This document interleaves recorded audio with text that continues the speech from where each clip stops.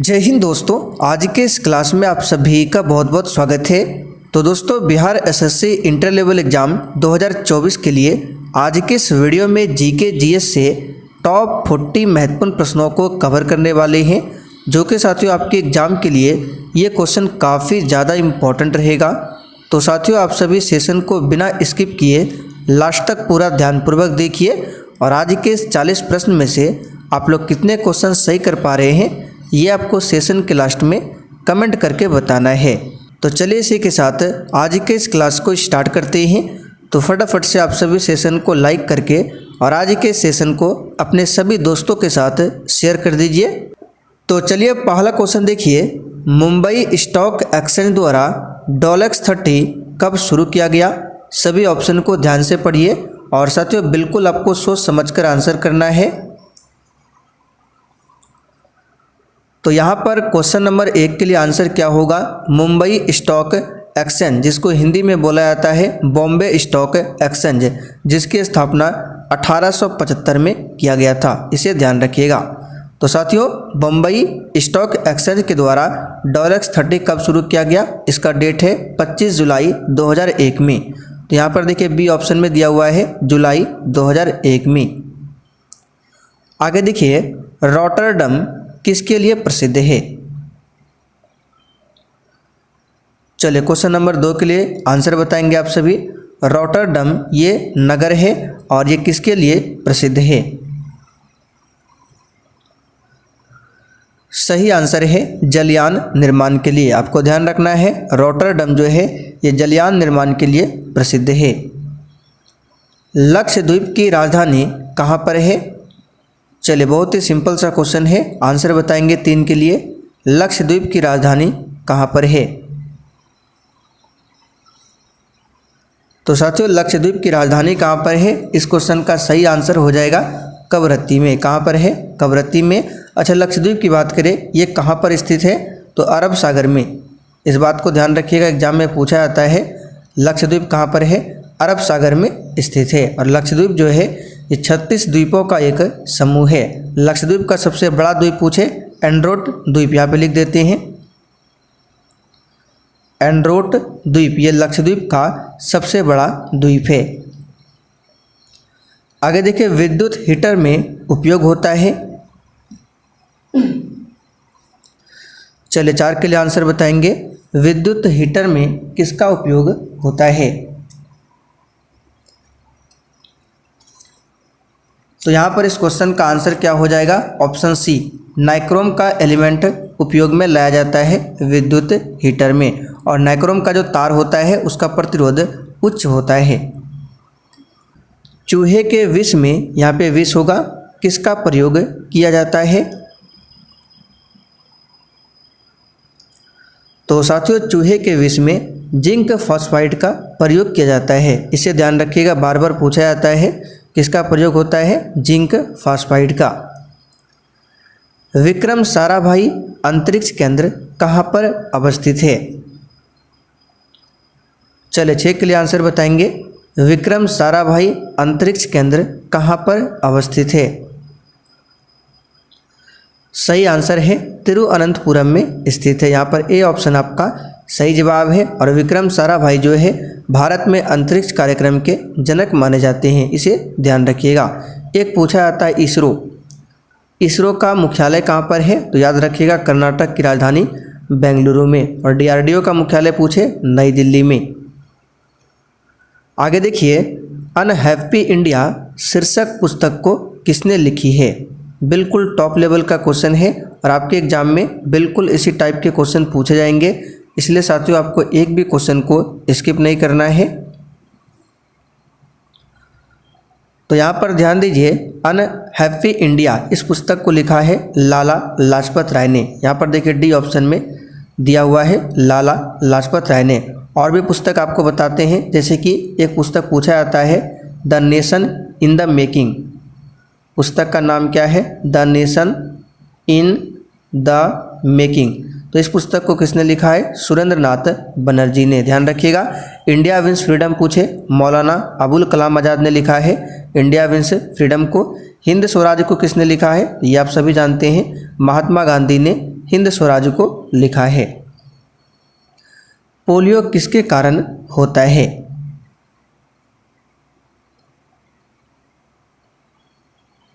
सही आंसर है विषाणु यानी कि वायरस से होता है पोलियो। यहाँ पर डी ऑप्शन आपका सही जवाब है। एड्स पूछा जाता है किसके कारण होता है? तो साथियों ये भी वायरस के कारण होता है एड्स। कौन सा वायरस है? तो HIV वायरस से होता है एड्स, ध्यान रखिएगा। रेबीज पूछे किससे होता है? वायरस से होता है। इन्फ्लुएंजा भी वायरस से होता है। डेंगू, ज्वर, खसरा ये सभी वायरस से होने वाला रोग है। निकट तारा ग्रह किसे कहा जाता है? सही आंसर हो जाएगा शुक्र ग्रह को निकट तारा ग्रह कहा जाता है। साथियों ये हमारे सौरमंडल का सबसे गर्म और चमकीला ग्रह है, इसे भी ध्यान रखिएगा। बृहस्पति ग्रह सौरमंडल का सबसे बड़ा ग्रह है। किस शैवाल का उपयोग कृत्रिम लकड़ी बनाने में होता है? सही आंसर है एलिजन। साथियों एलिजन शैवाल का प्रयोग कृत्रिम लकड़ी बनाने में होता है। अच्छा, शैवाल का अध्ययन क्या कहलाता है? फाइकोलॉजी, इसे ध्यान रखिएगा। हमने आपको पहले भी बताया था, फाइकोलॉजी के अंतर्गत शैवाल का अध्ययन किया जाता है। हार्मुज जलसंधि किसको जोड़ती है? यहाँ से आपको ध्यान रखना है, हार्मुज जलसंधि, डेविस जलसंधि, डोवर जलसंधि ये सभी पूछा जाता है। तो हार्मुज जलसंधि जो है ओमान की खाड़ी और पर्शियन की खाड़ी को जोड़ता है। तो यहाँ पर डी ऑप्शन आपका सही जवाब है। डोवर जलसंधि की बात करें तो इंग्लिश चैनल और उत्तरी सागर को जोड़ती है डोवर जलसंधि। डेविस जलसंधि की बात करें तो बैफिन की खाड़ी एवं अटलांटिक महासागर को जोड़ती है डेविस जलसंधि, इसे ध्यान रखिएगा। इंडियन एसोसिएशन की स्थापना कब हुई थी? चलिए 12 के लिए आंसर कीजिए। इंडियन एसोसिएशन की स्थापना कब हुई थी? राइट आंसर है 1876 में। और इंडियन एसोसिएशन की स्थापना किसके द्वारा किया गया था? सुरेंद्र नाथ बनर्जी और आनंद मोहन बोस के द्वारा। अच्छा, यहाँ पे देखिए आपको ये भी ध्यान रखना है, 1875 में क्या हुआ था, एक डेट है। तो इंडिया लीग की स्थापना हुई थी 1875 में, किसके द्वारा? तो शिशिर कुमार घोष के द्वारा। बुद्ध के जन्म का प्रतीक क्या है? चलिए, भगवान बुद्ध का जन्म कहाँ पर हुआ था? तो 563 ईसा पूर्व में। कब? 563 ईसा पूर्व में लुम्बिनी वन में हुआ था। तो प्रतीक क्या है जन्म का? याद रखिएगा, कमल या फिर सांड। कमल और सांड भगवान बुद्ध के जन्म का प्रतीक है, इसे ध्यान रखिएगा। और भगवान बुद्ध को जो ज्ञान की प्राप्ति हुई थी उसका प्रतीक पूछे तो याद रखिएगा पीपल का वृक्ष। अपने पद से इस्तीफा देने वाले प्रथम भारतीय प्रधानमंत्री कौन थे? सही आंसर है मोरारजी देसाई। 15 जुलाई 1979 को मोरारजी देसाई ने त्यागपत्र दिया था।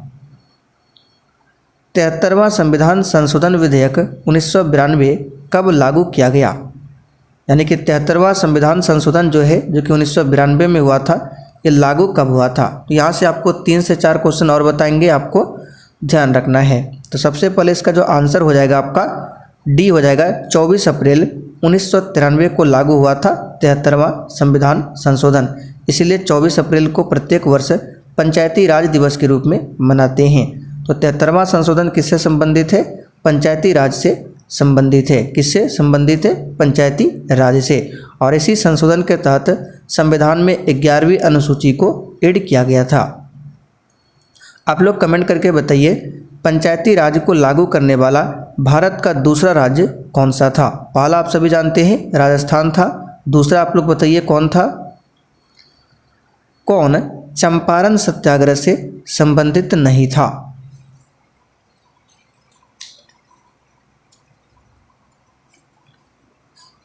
तो साथियों, चंपारण सत्याग्रह 1917 में हुआ था, जिसका नेतृत्व महात्मा गांधी जी ने किया था, और जवाहरलाल नेहरू इस सत्याग्रह से संबंधित नहीं थे। दस्त-ए-कबीर मरुस्थल कहाँ पर स्थित है? पूछा जाता है दस्त-ए-लूट मरुस्थल दस्त ए कबीर मरुस्थल, दोनों को ध्यान रखना है। तो साथियों दस्त ए कबीर मरुस्थल जो है ये आपका कहाँ पर है, ईरान में स्थित है। और एक पूछा जाता है दस्त ए लूट मरुस्थल, लूट ये आपका कहाँ पर है, ये भी ईरान में है। और सबसे बड़ा मरुस्थल पूछे, आप सभी जानते हैं सहारा मरुस्थल, ये सबसे बड़ा और सबसे गर्म मरुस्थल है। भारत में किस स्थान पर हैंडलूम मेगा क्लस्टर अवस्थित है?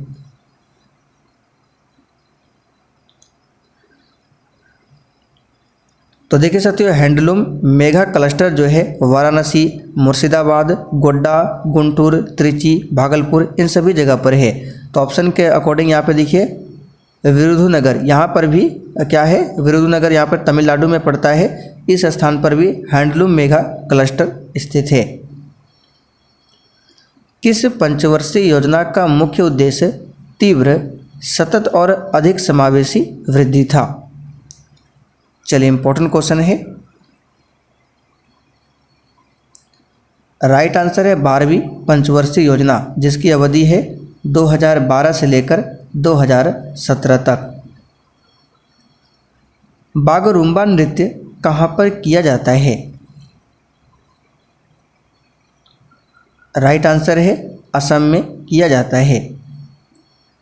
सर्व शिक्षा अभियान कब शुरू किया गया? राइट आंसर है 2000 में। साथियों सर्व शिक्षा अभियान को 2000 में प्रारंभ किया गया था। चलिए आगे बढ़ते हैं। टेरेलिन का उपयोग किया जाता है, यहाँ पर ध्यान दीजिए, अगर ऑप्शन में 2000 ना मिले आंसर आप लोग 2001 भी लगा सकते हैं, क्योंकि सर्व शिक्षा अभियान जो है वर्ष 2000 और 2001 के बीच में प्रारंभ हुआ था। तो टेरेलिन का उपयोग किस में किया जाता है? राइट आंसर है गारमेंट। किस में होता है? गारमेंट का, गारमेंट में उपयोग होता है टेरेलिन का। गेल की स्थापना कब हुई थी? GAIL। तो गेल का फुल फॉर्म भी कभी कभी पूछ सकता है। तो गेल में देखिए G है, इसका मतलब होता है गैस, A का मतलब अथॉरिटी, तो gas authority of India limited, इसका मतलब होता है इंडिया लिमिटेड। फिर से रिपीट कर देते हैं, gas authority of India limited, इसकी स्थापना 16 अगस्त 1984 को होता है। तो आंसर यहाँ पे क्या हो जाएगा आपका 1984, ए ऑप्शन में दिया हुआ है। अच्छा आप लोग कमेंट करके बताइए ONGC इसकी स्थापना कब होती है? इसका फुल फॉर्म है oil and natural gas corporation. Kolleru झील किस राज्य में अवस्थित है? ऑप्शन के हिसाब से चलना है। आंध्र प्रदेश में कोलेरू झील स्थित है और ये ताजे पानी की झील है। चलिए आगे बढ़ते हैं। यहाँ से क्वेश्चन और बन सकता है, कोलेरू झील ये किसके बीच में अवस्थित है? तो गोदावरी नदी और कृष्णा नदी डेल्टाओं के बीच में अवस्थित है कोलेरू झील। निम्नलिखित में से किसे मत्स्य वर्ग में शामिल नहीं किया जाता है? साथियों सही आंसर है स्टार फिश। स्टार फिश मत्स्य वर्ग में शामिल नहीं किया जाता है। निम्नलिखित में से कौन सा लौह अयस्क सर्वोत्तम गुणवत्ता वाला है?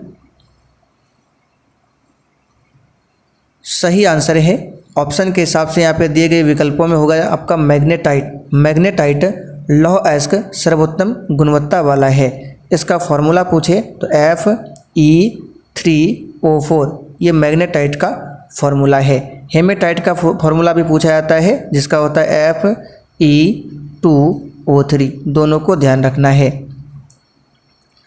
भारत को विनिर्माण केंद्र के रूप में बढ़ावा देने के लिए प्रारंभ की गई योजना कौन सी है?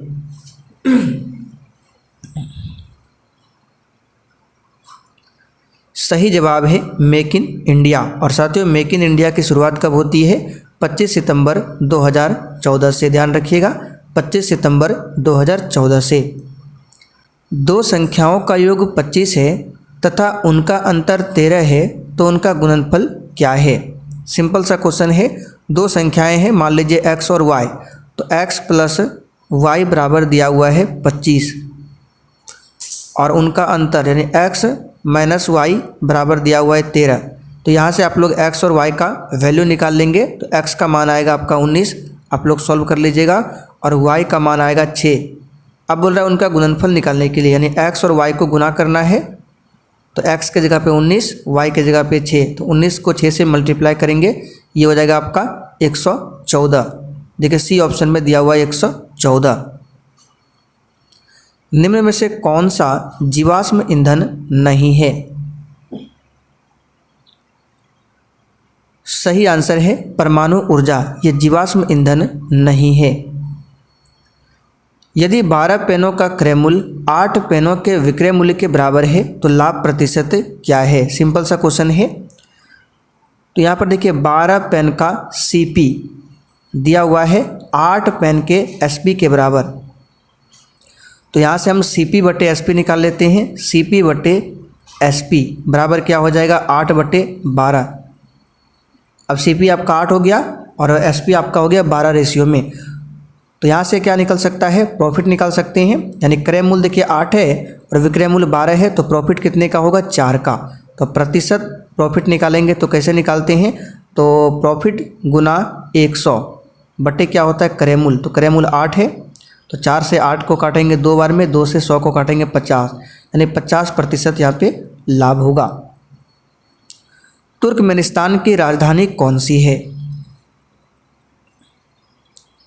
सही आंसर है अशगाबाद, ये तुर्कमेनिस्तान की राजधानी है। ताशकंद किसकी राजधानी है? उज्बेकिस्तान की राजधानी है, ध्यान रखिएगा।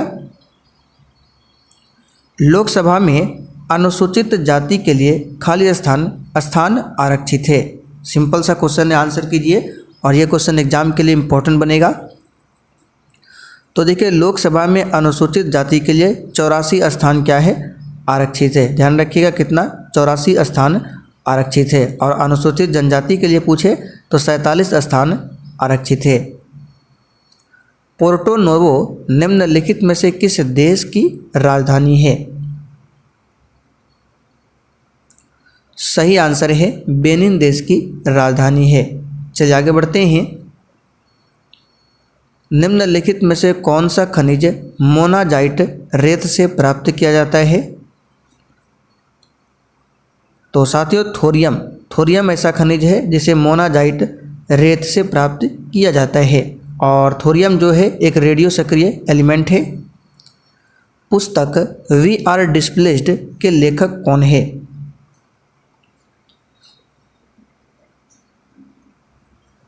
सही आंसर है मलाला यूसुफजई, पुस्तक वी आर डिस्प्लेस्ड के लेखक है। जापान का कौन सा बंदरगाह रेशम बंदरगाह के नाम से जाना जाता है?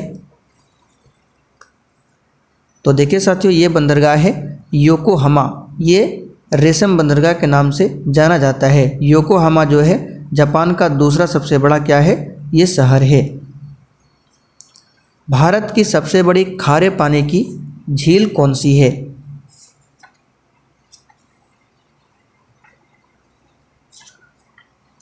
तो साथियों यहाँ पर आंसर हो जाएगा चिल्का। यहाँ पे देखिए चिल्का दिया हुआ है, ये सबसे बड़ी खारे पानी की झील है और ये कहाँ पर है? ओडिशा में स्थित है। जैन धर्म के 23वें तीर्थंकर कौन थे? सही आंसर है पार्श्वनाथ 23वें तीर्थंकर थे। निम्नलिखित में से कौन सा एक मृत ज्वालामुखी है?